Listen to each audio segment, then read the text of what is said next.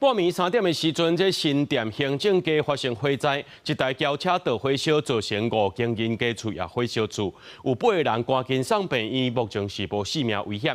警方也找到一个63岁姓陈的查甫人，伊讲是伊心情无好才会办火烧车，目前警方还佫伫咧调查。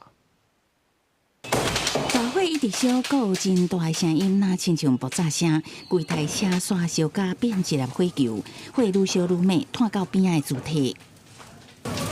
消防局无到场，随布水线灌救，不过大火一直烧炭，烧到5户民家。搜救队员展开抢救，甲5个伤者送医，其中1个人捌唔知人，好甲再救治了后，状况渐渐稳定，所有人暂时无性命危险。有一些小瓦斯罐整个当时爆炸，所以造成1楼跟2楼。那2楼的部分是沿着遮衣板整个烧上去。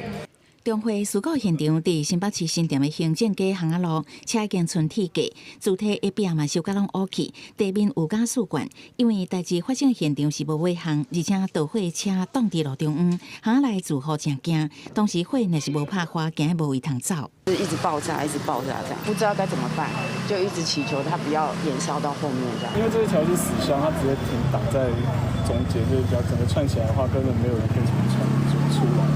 火警是25透早3点发生的，袂少住户伫困惊精神哩。这个案经过警方调查，锁定63岁姓陈的查甫人，伫晚间中昼甲人带回到案。伊讲心情歹，唔再去亲友主题外放火烧车。不过警方发现嫌犯进前捌甲亲人借钱好拒绝，所以这个讲法甲案情爱搁查。